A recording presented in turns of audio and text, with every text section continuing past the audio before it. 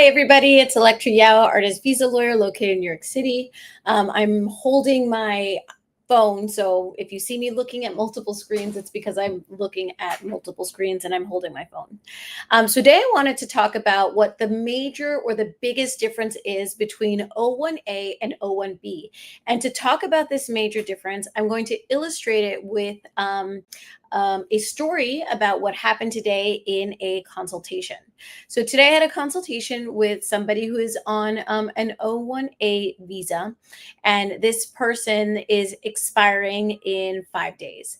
Now, we do rush cases all the time. It's not a big deal. It's a little bit risky to file so late into your grace period, but it is something that is definitely possible if you have the right team. Now, why was this person in his grace period? Now, the reason why this person was in his grace period is because he filed an O-1A petition.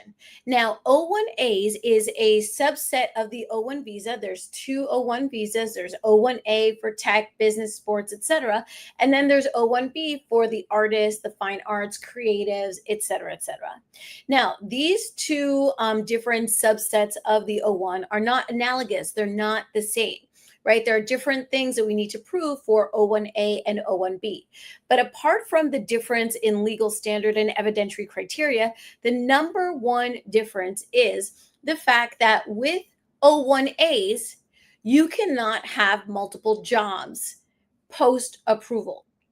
So if you file your case as an O-1A working with Netflix, and then Netflix fires you, you cannot add a new job. You cannot go and seek out a new job and continue to be in O-1 status.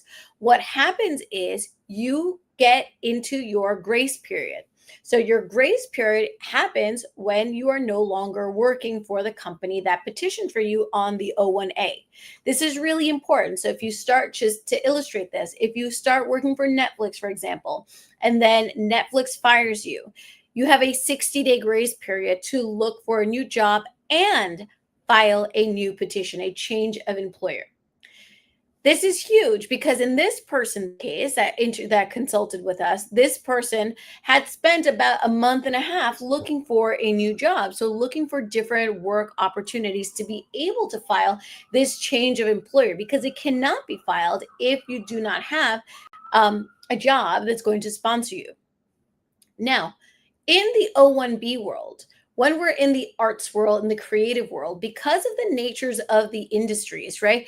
The modeling agency, which basically changes every day, influencers, they're doing a lot of short-term brand deals with different companies. Theater, you can be performing in theater in the round on Sunday, and then next week you're doing children's theater. Because of the chameleon-like nature of the arts industries, that rule doesn't exist. Once you file an O-1B and you file an agent-based O-1B, you can add more jobs post-approval. You can add, the law says, you can add additional performances and engagements to your O-1B, which means that if you file an agent-based O-1B, you will not be in the same situation as that individual that consulted with us today, because that individual filed an O-1A, could not add additional work to his approved O-1 petition, had to file a change of employer. But in the O-1 world, you're not constricted or restricted to file a change of employer just because you want to add additional performances and engagements. Additional performances and engagements is verbatim from the law. Now, does this mean that this is a blanket performance or engagement that you can add? No, obviously the work that you can add is going to be limited to what the scope of the petition was. So again, if you filed as a film actor, right? You do films, you do TV, you do broadcast commercials. You will not be able to add a play. Or if you are filing yourself as a makeup artist, you can't decide you want to be a content creator. You have to stick to the field that was argued within the petition. right? I will go even further. You cannot teach. So, for example, if you're going to teach something, if you're going to teach your craft, teaching is a separate field, right? Teaching is its own endeavor, right? You're not necessarily a practitioner when you're teaching. So, you have to add teaching artist to your professional title if you decide to file the O-1B.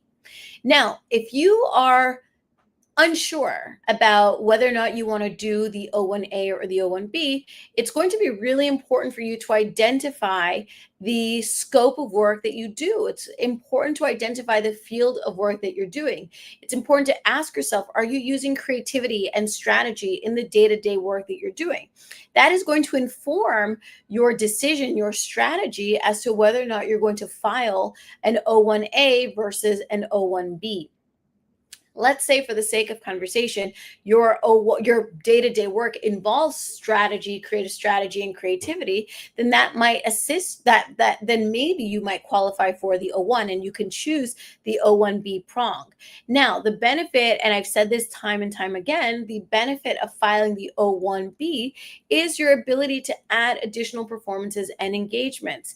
It's your ability to be free professionally. It's your ability to not be stuck professionally.